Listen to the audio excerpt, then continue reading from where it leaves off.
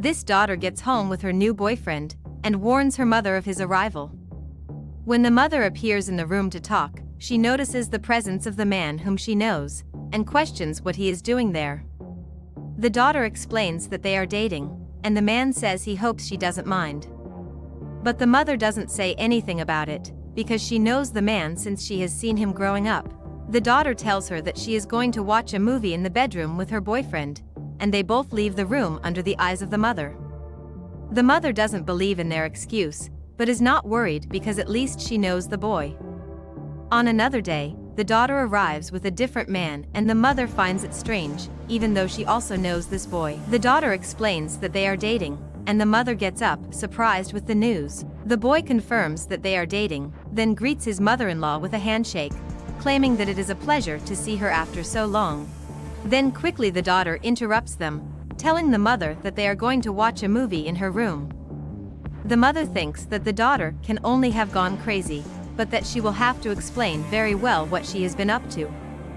The next day, she arrives home with her first boyfriend, as they comment on how their day was, and that they could go out more often.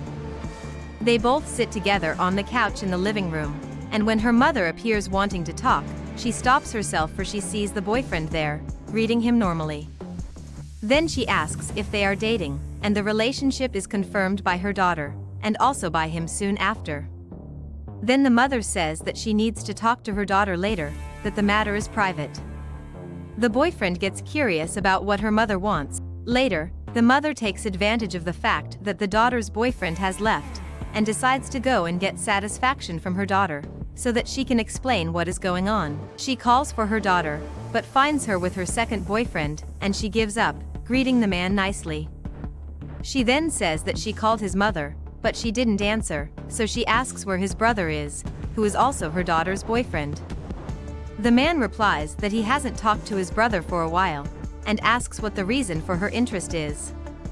She says it's no big deal, that it's because they grew up together, running around the house with her daughter, but that she has never seen his brother again, and only sees him there now. And the man says that he is there more often because he is dating her daughter, and wants to assure her that his feeling for her is true, that they really love each other. The mother claims that she understands that, and then asks her daughter not to forget that she wants to talk to her, leaving they both alone in the room. She comes into the room complaining that her daughter must be going crazy, claiming that if her daughter thinks she was raised to have this kind of attitude, she is very wrong, and says that she will teach her daughter a lesson.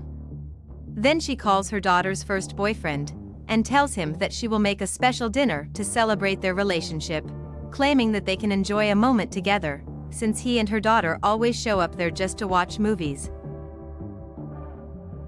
She takes the opportunity to invite him, and asks if she can count on him, receiving a positive reply and confirming the time soon after, then saying goodbye.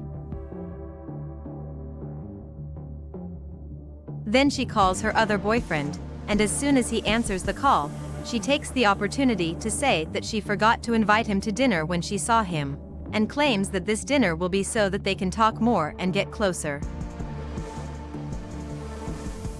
She says that she would like to invite his mother too, but she never answers the phone, and asks if she can count on his presence. Receiving the same positive answer, and then saying goodbye. Then she goes to her daughter, already questioning the shamelessness of it all. But the daughter doesn't take it seriously, justifying that she's just having fun. But the mother doesn't agree with any of her daughter's attitudes, because she is playing with two boys who grew up together with her, and is even taking them into her house. The daughter complains that her mother's pep talk is old-fashioned, and asks if her mother doesn't like her two boyfriends, and it is exactly because she likes them that she cannot accept this. But the daughter argues that when a woman stays with two men she is senseless, but if it were the other way around no one would say anything, that society would not complain if it were a man with two women. And the mother justifies that a man with two women is already horrible, and that a woman with two men is terrible. She wants to know where her daughter learned to play with people like that, because she's sure she didn't teach her that. And the daughter says that she didn't teach her, because in her time she didn't have the courage to do that, since she is very old. But the mother ignores this and tells the daughter to take a bath. because she says that she will make a special dinner tonight, claiming that she wants her at the table at 8 p.m. And the mother talks to herself that she even wants to see how her modern daughter will come out of this situation. She sets the whole table for dinner, feeling that the day will be a great fun for her, claiming that she loves romantic dinners. Soon the doorbell rings and she is about to receive her first guest, opening the door to one of her daughter's boyfriends, and greeting him cheerfully. The woman invites him to sit down and he does so quickly. She tells him that she is making the pot roast he always liked, making him very excited. She finishes setting the table, while telling him that dinner will be ready in a moment, and that her daughter should be out of the shower by now.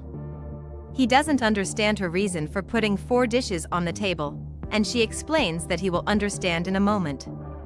At that moment, the doorbell rings again and the mother tells him that the guest has arrived, opening the door for her daughter's other boyfriend.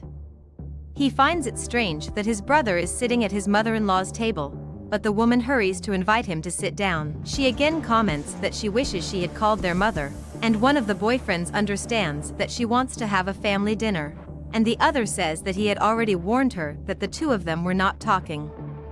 Then the first boyfriend complains that he has already gone to his mother-in-law to complain, and that he doesn't care about his brother. But the second boyfriend says that she is not his brother's mother-in-law, but his mother-in-law. The woman asks them to calm down. The daughter arrives asking what kind of a mess this is. The mother comments that she has called her boyfriend to dinner, and invites the daughter to sit down on the chair between the two boyfriends, telling her to sit close to her boyfriend. The daughter ends up sitting in the seat. They are surprised by this, and the first boyfriend complains, justifying that she is his girlfriend. And the mother asks her daughter to tell the truth. But she is pressed when one of them tells her to speak up. They both are not even able to understand what is happening there. And the girl politely says she can explain, asking them to calm down. But they can already imagine what is going on, claiming that they are being betrayed by their girlfriend. They both end up getting angry and wanting to start a fight, but are separated by the girl's mother, who orders them to stop it immediately, out of respect for her. She says that she did not invite them to fight. Then the mother explains that her daughter was seeing both of them at the same time, so she tells her daughter to explain herself to them. And the daughter explains that she's fallen in love with both of them. Then one of the men tells the mother-in-law that he has all the respect for her, but not for her daughter, then shouts that her daughter is worthless and tells her to stay with her brother, then leaves. The girl tries to call out to him. The other boyfriend is also angry, because he thought they were getting married, so he calls her a cynic. Then the girl asks him to calm down, claiming that they can still get married, but this only makes the man angrier, so he says that she can stay there alone, leaving without looking back. Then the daughter later complains about what her mother has done, but the mother orders the daughter to keep her voice down and respect her, because this is not what she has taught her. Then the mother tells her that the next time her daughter thinks of cheating on anyone, whether her mother knows it or not, the payoff will be worse, then tells her to clean up the mess in the kitchen and turn off the stove. With no choice, the daughter obeys her mother and wonders what she should do now.